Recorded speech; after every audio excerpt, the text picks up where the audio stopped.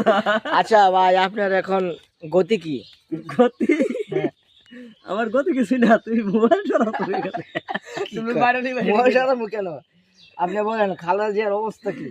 খালেদা জিয়ার অবস্থা ভয়াবহ, মরে গিয়েছে সে। যেমন যেমন কি, যেমন সে মরে গেছে, এখন সে গোপন রাখছে সবাই সবকিছু। আচ্ছা আচ্ছা, এটা বুঝতে পারছি। কিসের জন্য গোপন রাখছে? গোপন রাখছে, সামনে নির্বাচন আসতেছে এই কারণে। ওই যে 16 ডিসেম্বর একটা নির্বাচনের ডেট ফালানির কথা, ওটার জন্য কি কোনো গোপন টোপন রাখছে? কোনো হ্যাঁ, ওঠার জন্য গোপন রাখছে। ওটা গোপন না রাখলে তো আবার নির্বাচন পিছিয়ে দিব, না হলে আবার দেশে সমস্যা হবো এই কারণে। ও তাই? আপনি কোথা থেকে এই নিউজটা বা এই সোর্সটা পাইছেন? দুবাই থেকে। গান করতেছেন আর কিছু কইবো? এটা কারো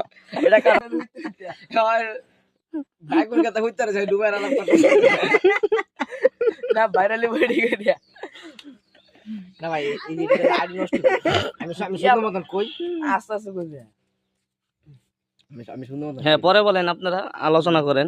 আর আলোচনা করবো না, আলোচনা যত করার তত করে ফেলেছি।